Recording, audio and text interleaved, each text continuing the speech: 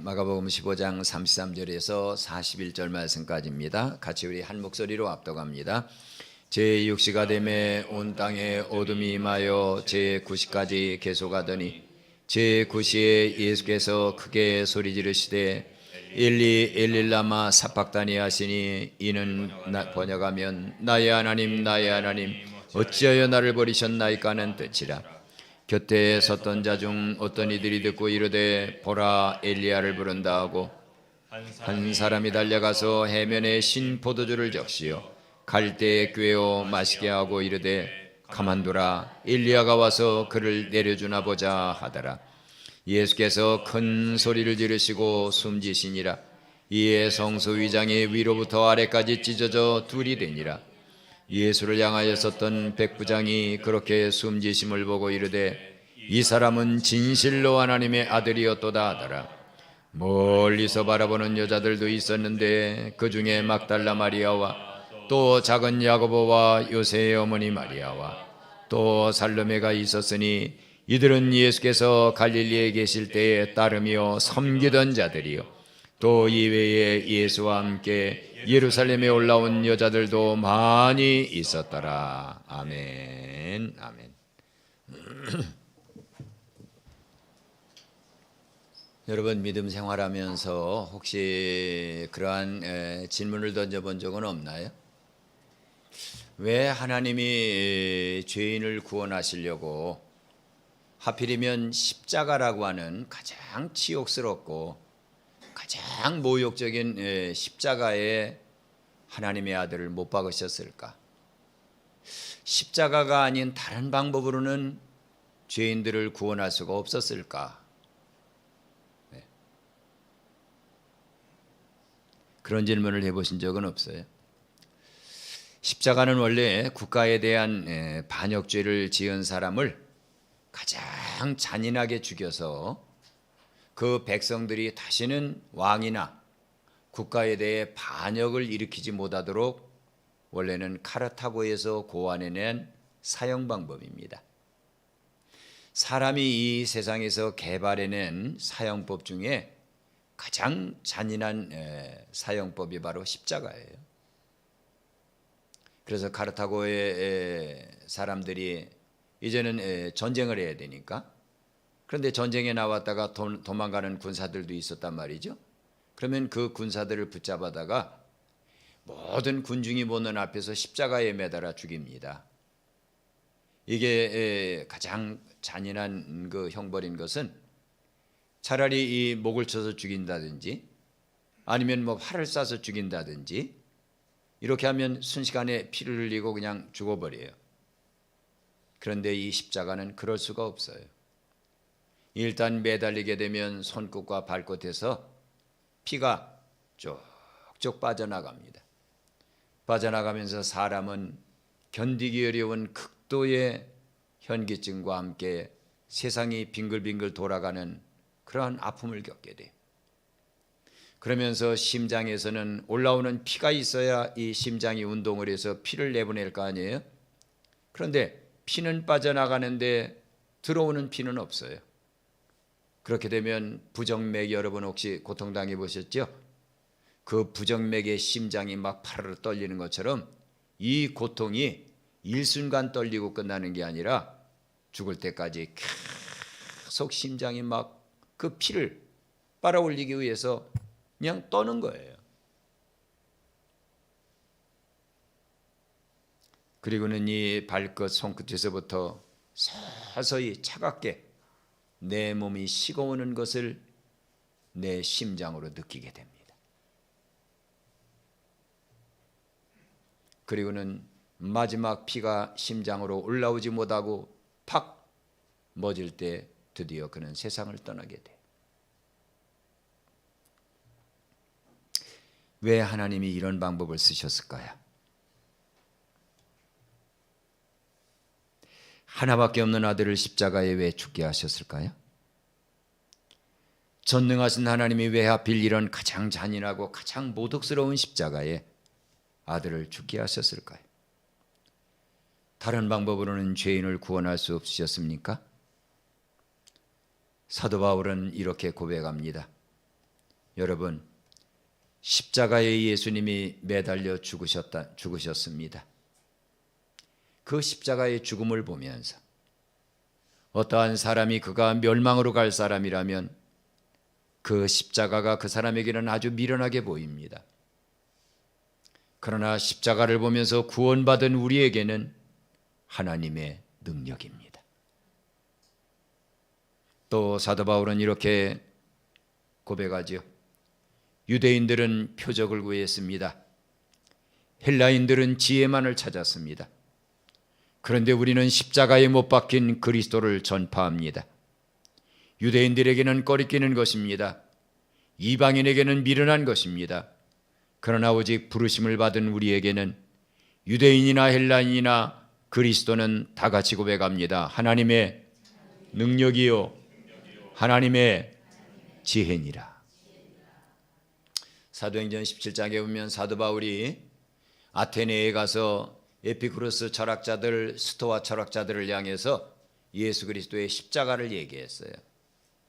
사도 바울은 아테네의 철학자들을 변화시켜서, 그때 이제 아테네는 학문의 중심이니까요, 거기에서 그들이 변화받으면 온 세계에 그리스도의 복음이 전파될 거다 하는 기대를 가지고 그들에게 십자가에 대해서 설교했습니다. 그때의 스토아 학파 철학자들도 에피쿠로스 학파 철학자들도 코웃음을 치면서 그렇게 얘기했어요. 야 바울, 네가 증거하는 저 십자가에 달린 예수를 믿으라고? 십자가에 달린 사람은 황제에 대한, 국가에 대한 반역죄를 지은 가장 흉악한 죄이냐? 그런데 우리가 그걸 믿고 뭐 구원을 받아라? 웃기는 소리 하지 말아라. 그리고는 사도 바울이 증거하는 십자가를 배척했습니다. 사도 바울은 공부를 많이 한 사람입니다. 그리고 당시 세계 문화에 대해 해박한 지식을 가지고 있는 사람입니다. 그러기에 그는 누구보다도 십자가가 얼마나 부끄러운 죽음이며 치욕적인 죽음인지를 잘 알고 있었어요. 그런데 그는 십자가가 멸망하는 자들, 즉 지옥 가는 사람들에게는 미련하게 보이지만 구원을 받은 우리에게는 하나님의 능력이라고 자신 있게 고백합니다. 그리고 그는 십자가야말로 유대인들에게는 꺼리끼는 것이고 헬라인에게는 미련하고 우스꽝스러운 이야기지만 구원을 얻은 우리에게는 하나님의 능력이요 하나님의 지혜라고 말합니다. 그런데 바울이 왜 이렇게 얘기하죠? 오늘 우리는 다음 주에 이제 십자가를 지고 올라가시는 예수님을 생각하면서 순환절의 끝부분을 지나가고 있습니다. 우리는 십자가를 보면서 뭘 보는 것이고, 우리는 십자가를 보면서 거기에서 어떠한 음성이 도대체 내게 들리고 있느냐라고 하는 거예요. 단지 반지를 만들어서 손에 차고 다니는 장식입니까? 아니면 내가 목에 걸고 다니는, 내가 그래도 예수님을 믿는 그리스도인이라고 하는 심벌, 상징입니까? 아닙니다. 십자가에서 우리는 봐야 될 것을 봐야 되고, 십자가에서 우리는 들어야 될 것을 들어야 됩니다. 그렇다면 예수님이 못 박힌 그 십자가는 우리에게 뭘 말하고 있습니까? 어떠한 것을 들려주고 있습니까? 첫째로 십자가는 죄인이 하나님의 마음을 얼마나 아프게 했는지를 생생하게 들려주고 보여주는 현장입니다. 우리는 에덴 동산의 선악과 사건을 말하면서 선악과를 따먹고 범죄하고 낙원을 쫓겨나는 아담과 이브의 이야기를 많이 합니다. 그러나 에덴 동산에서 제일 가슴 아파하신 분, 제일 괴로워하신 분, 어쩔 줄 몰라 하며 아파하신 분, 그분은 바로 하나님입니다. 하나님은 다른 모든 피조물을 창조하실 때 기뻐하셨다고 그랬습니다. 일반적으로 토부 이렇게 말씀을 하셨습니다.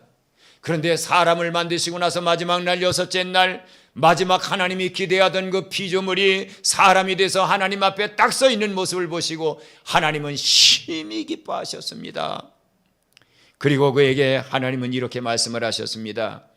아담아, 이브야, 그들에게 복을 주셨어요. 생육하고 번성하거라. 땅에 충만해라. 그리고 정복하고 다스려라. 누구에게도 이런 얘기를 하신 적이 없습니다. 정복하고 다스리는 왕권은 하나님만의 것이에요. 온 우주를 창조한 왕이신 하나님만의 것이에요. 그런데 하나님은 얼마나 기대가 크셨던지 그 큰 기대를 안고 아담아, 내가 이 왕의 홀, 왕의 지팡이를 내가 내 손에 맡길 거야. 네가 한번 내 마음을 가지고 마음껏 정복해봐. 마음껏 다스려봐. 너는 하나님을 대신하는 이 온 지구의 왕이야.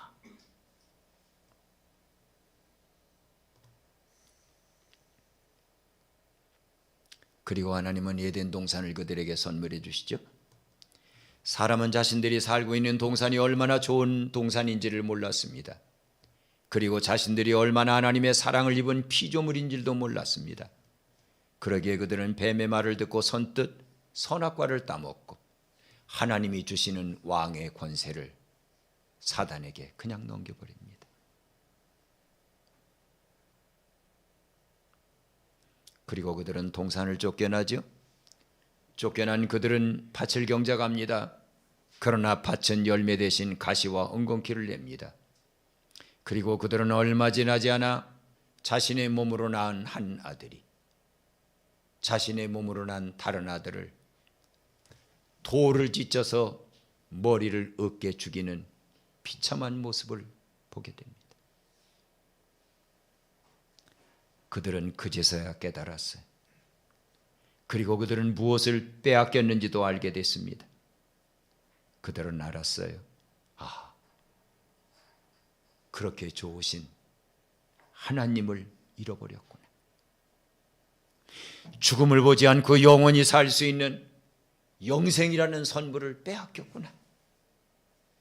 그들은 돌아가고 싶었지만 돌아갈 수 없습니다. 그곳으로 가는 길은 이미 화영검 불칼이 그들을 들어가지 못하게 막고 있었기 때문입니다. 이 세상에서 제일 아름다운 곳, 자신이 만든 피조물 중에 가장 거뜬가는 피조물인 사람을 위해 하나님께서 특별히 설계하시고 특별히 만들어낸 에덴 동산은 이제는 아무도 들어갈 수 없는 무인도 같은 것이 되어버렸어요. 텅 빈 동산을 보시면서 아파하시는 하나님, 에덴 동산을 쫓겨나서 땅을 갈며 땀을 흘리고 쉼없이 눈물을 흘리면서 살다가 끝내는 한 줌의 재가 되어 땅으로 쓰러져 버리는 사람을 보시는 하나님의 아픔을 여러분 알고 계십니까?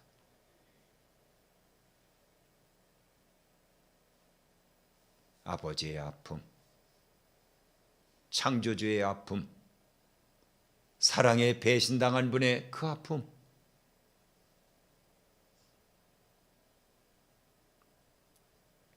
십자가는 바로 우리에게 그렇게 말하고 있습니다. 얘들아, 나를 봐. 내 살이 찢어졌지? 내가 피를 흘리고 있지? 너희들이 선악과를 따먹고 범죄함으로 내 아버지의 가슴이 이렇게 찢어졌어. 십자가는 그걸 이야기하고 있습니다. 두 번째로 십자가는 사람이 그렇게 하나님 앞에 패역한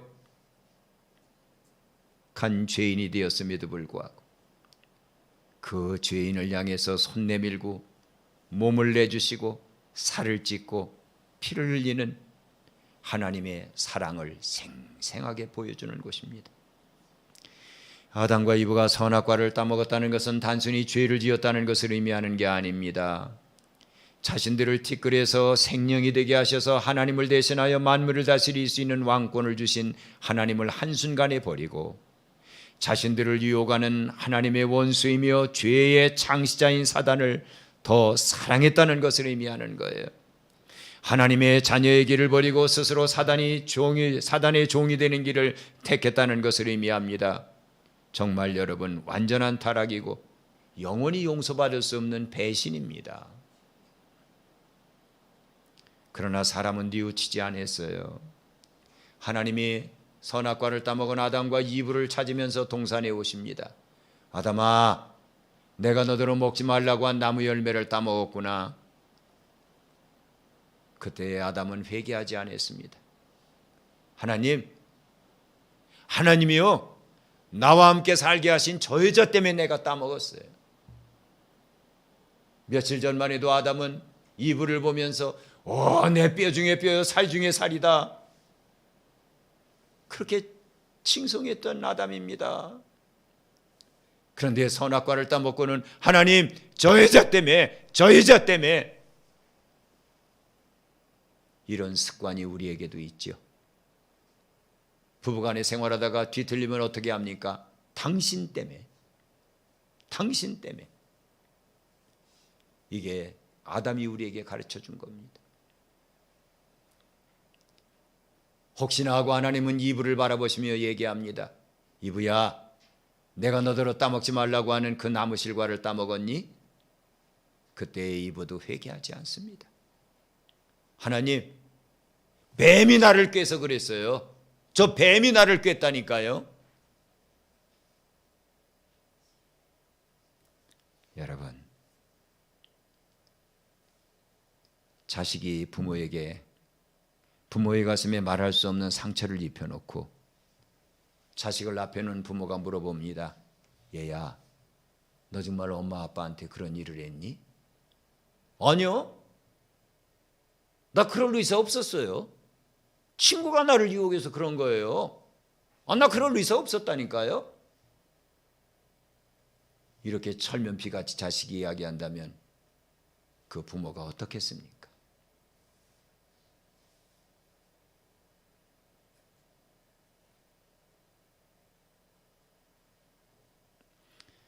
그럼에도 하나님은 조용히 말씀하십니다.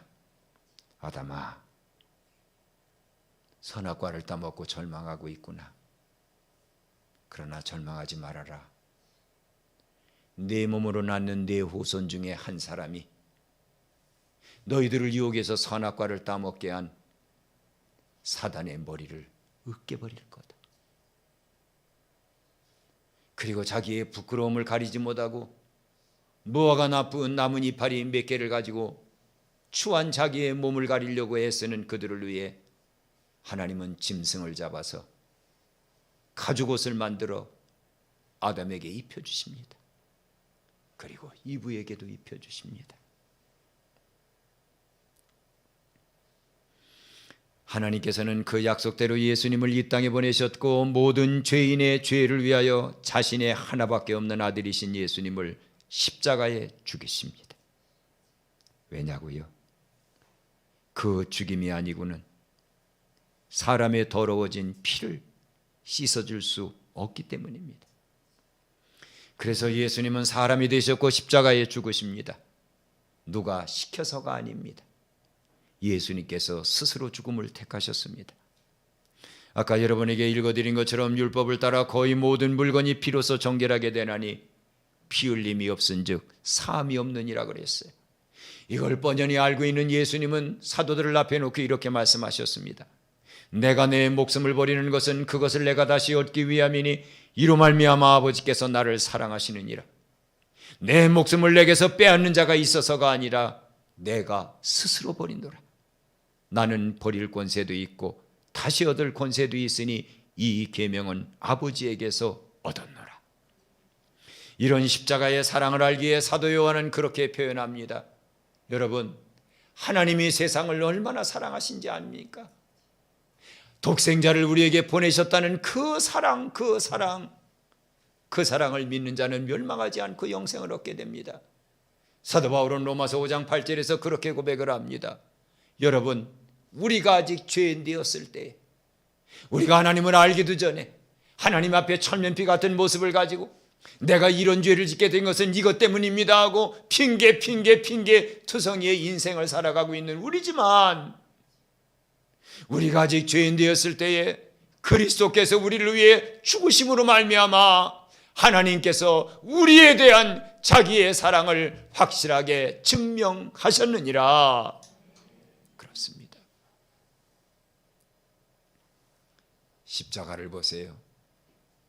찢어진 예수님의 살 그 안으로, 피 흘리시는 예수님의 모습 그 안에서 생생하게 들려오는 한마디의 음성이 있습니다. 아무개야, 나는 너를, 내 아들을 죽여서라도 찾아올 만큼 나는 너를 사랑하는 너의 아버지다. 여러분 이 음성을 십자가에서 들어봤나요? 저는 1974년 1월 14일 10시 반이 지나갈 즈음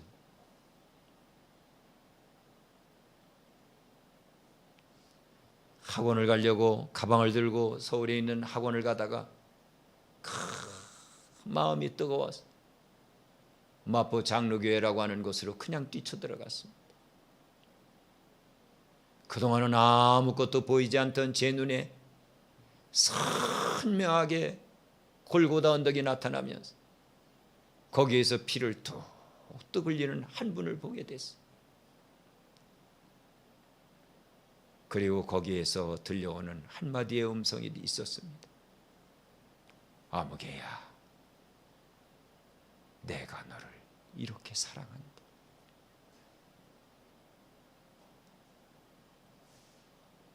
그게 십자가입니다.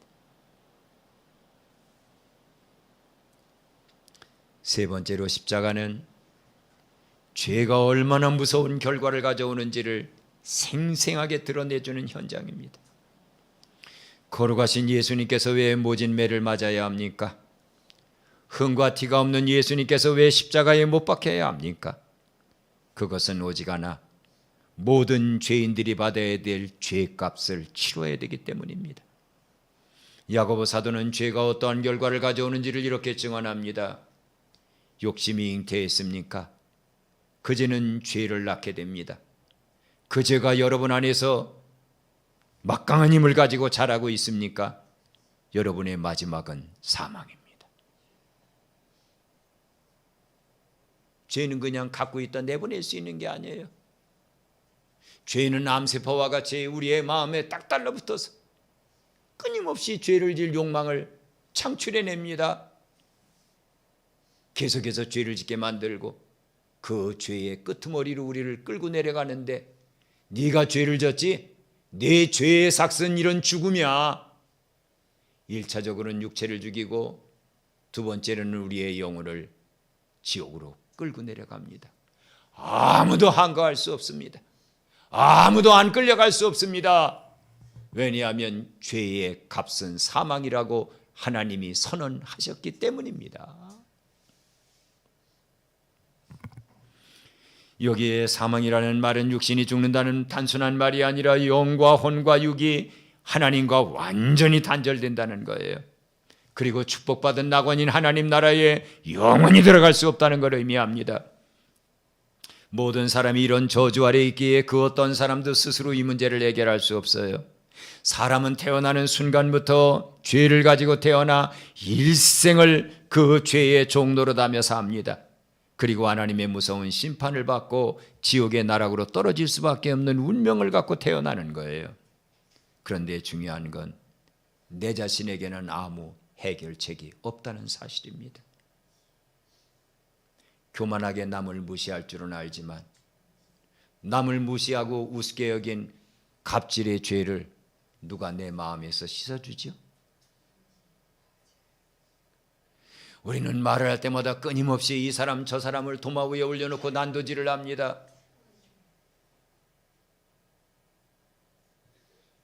그러한 죄를 누가 닦아주지요? 우리가 스스로 닦아내면 다시는 남을 비방하지 않게 되든가요? 다시는 남을 판단하지 않게 되든가요? 다시는 남편을 미워하지 않게 되든가요? 다시는 아내를 우습게 여기지 않게 되든가요? 아니면 부모를 향해서 원망하지 않게 되든가요? 우리에게는 해답이 없어요. 그리고 우리는 무거운 추가, 죄에 매달리면 사람이 떨어지지 않을 수 없는 것처럼 우리는 지옥의 나락을 향해 사망이라고 하는 무거운 추에 매달려서 그냥 아래로 정신없이 떨어져 나가는 겁니다.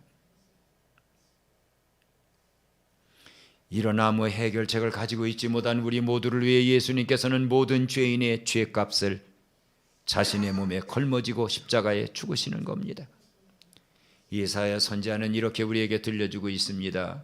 여러분, 그분은 실로 우리의 질고를 지고 우리의 슬픔을 당하셨습니다. 그런데 우리는 생각했습니다. 그는 마땅히 징벌을 받아야 할 사람이구나 하고, 그분이 찔림은 우리의 허물 때문인 줄을 아십니까? 그분의 상함은 우리의 죄악 때문인 줄을 아십니까? 징계를 받을 필요가 없는 분이 징계를 받음으로 우리는 평화를 누리고 있다는 것을 알고 있습니까? 죄가 없는 그분이 채찍에 맞음으로 우리의 나음을 받게 하기 위해 그분이 인정사정 없는 채찍에 맞았다는 것을 알고 있습니까? 그럼에도 불구하고 우리는 양 같아서 모두가 다 그릇된 길을 갔을 뿐입니다. 그런데 우리를 창조하신 여호와 하나님께서는 우리 모두의 죄악을 그분의 몸에 전부 덮어 씌우셨습니다.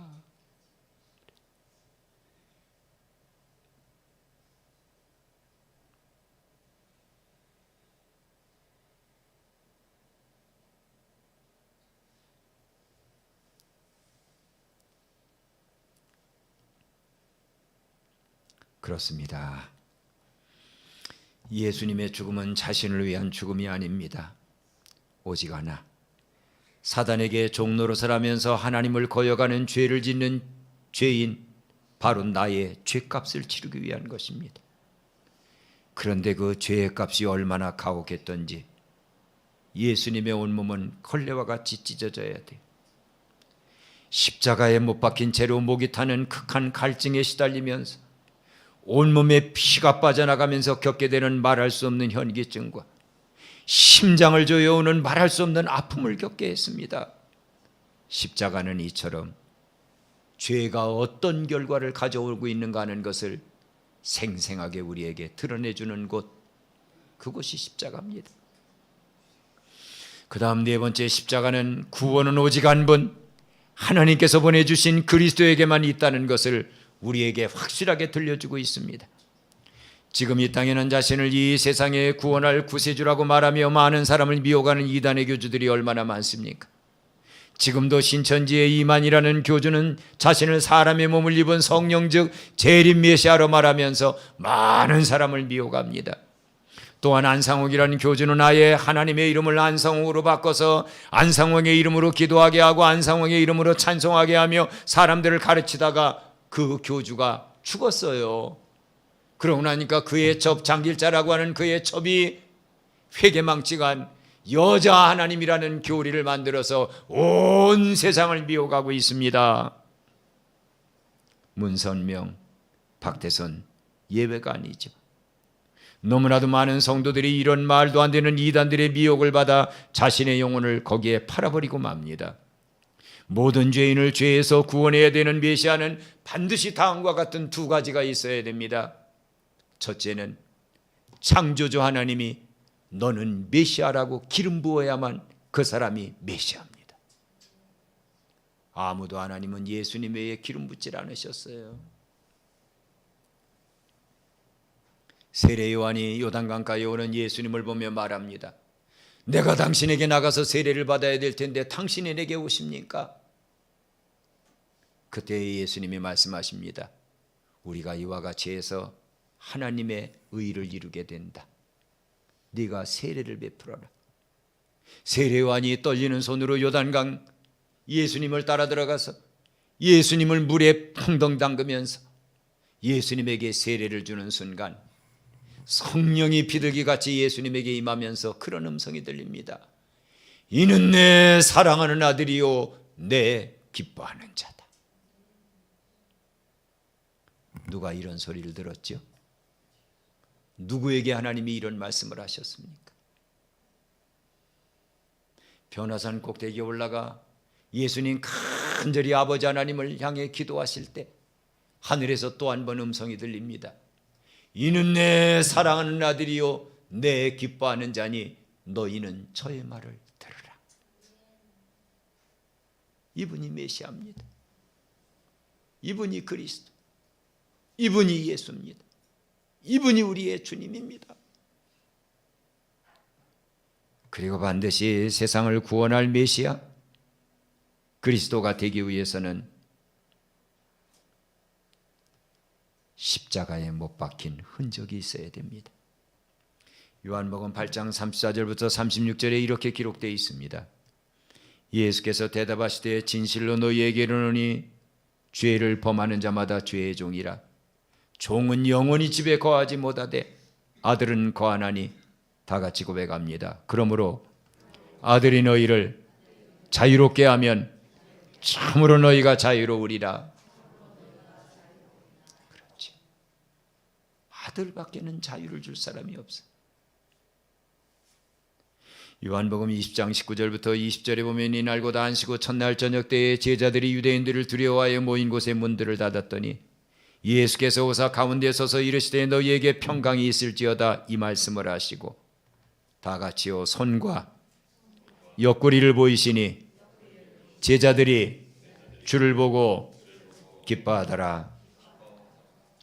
지금도 여러분, 만일 여러분이 갈 수 있다면 천국에 가본다면, 그리고 만일 여러분이 하나님께서 눈을 열어주셔서 예수님을 천국에 가서 만나게 된다면 예수님에게는 분명한 표가 있습니다.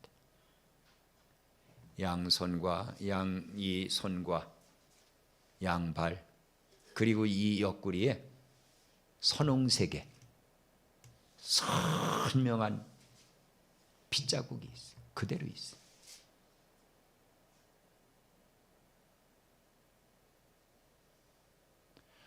아무도 그 예수님의 모습을 보면서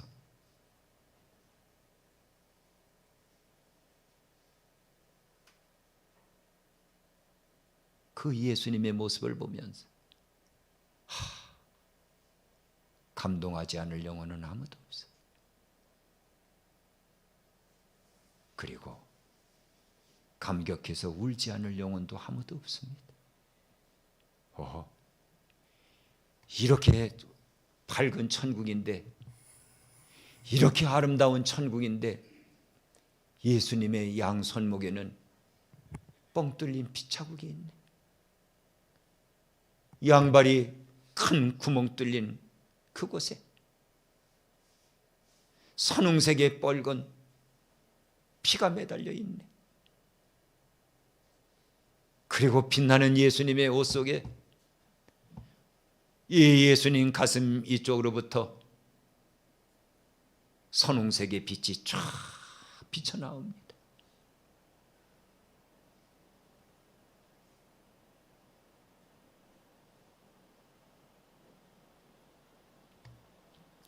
그분이 우리의 구세주입니다. 십자가는 단순히 예수님께서 못 박혀 죽으신 형틀이 아닙니다. 십자가는 죄인이 하나님의 마음을 얼마나 아프게 했는지를 드러내주는 표시입니다. 십자가는 하나님을 반역하고 사단을 따라 살아간 우리가 죄인임에도 불구하고 하나님께서 얼마나 우리를 사랑하셨는지를 들려주는 사랑의 장소가 십자가입니다. 십자가는 죄의 결과가 얼마나 무서운가를 생생하게 보여주는 장소입니다. 그리고 십자가는 예수님 한 분이구나, 저분 아니고는 소망이 없구나. 그러기에 사도 베드로는 사도행전 4장 12절에서 그렇게 고백하잖아요. 여러분, 천하 인간에 구원받을 만한 다른 이름을 하나님이 우리에게 주신 적이 없습니다.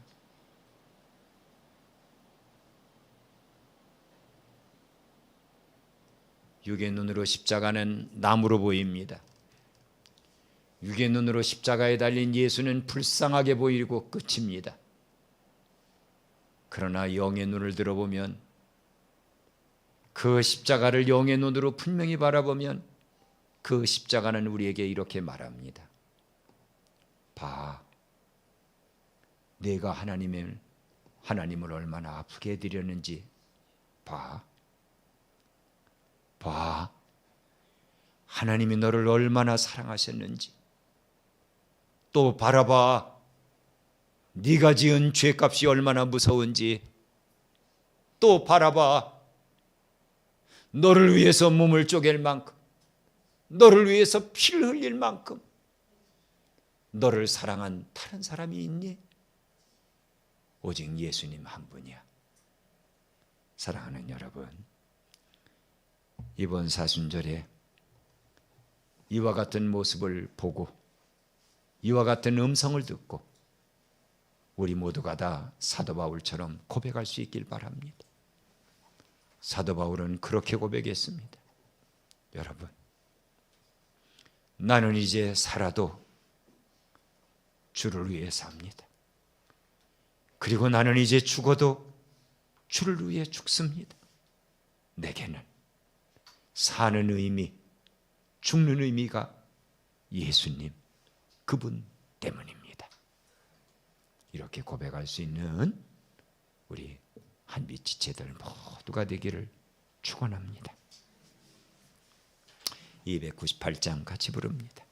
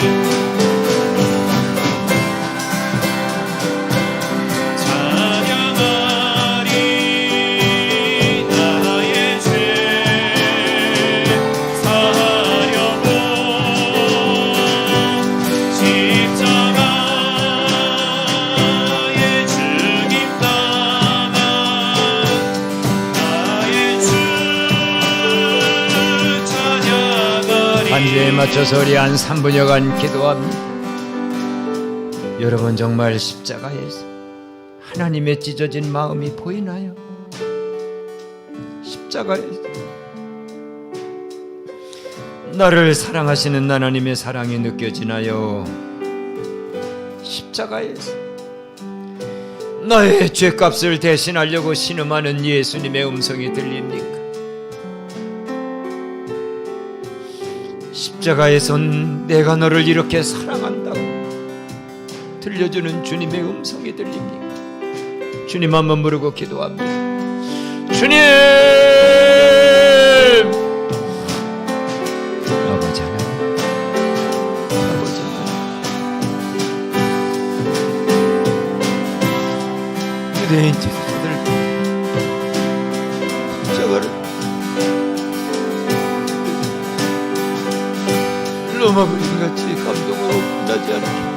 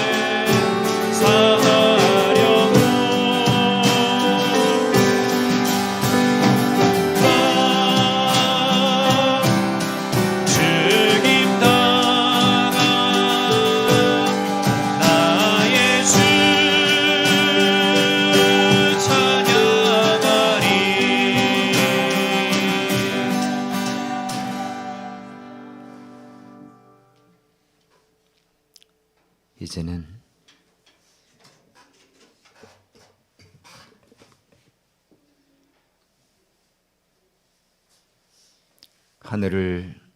하늘의 영광을 버리고 사람이 되실 만큼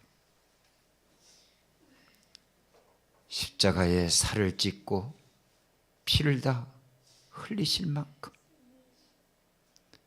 나를 사랑해 주신 유일한 한 분, 우리 주 예수 그리스도의 은혜와 저 높은 하늘 보좌에서부터 아무개야, 너를 내 나라에 데려오기 위해 내 아들이라도 죽여야 되겠다. 그렇게 나를 사랑하신 하나님의 넘치는 사랑과 십자가를 구경하는 구경꾼이 되지 마라. 십자가에 달린 예수를 동정하며 측은히 여기는 사람으로 끝나지 마라. 그곳에서 들려오는 음성을 들어보라고. 우리를 십자가의 주님 앞으로 끌어가시는 성령 하나님의 교통감화하심이 오늘도 십자가에서 무슨 음성이 들리는지를 가슴에 담고 주님을 더 사랑하겠습니다. 주님을 더 경배하겠습니다. 주님을 위해 내 남은 삶을 살겠습니다. 이렇게 결단하는 우리 모두 위에 이제로부터 영원토록 함께 계실지어다.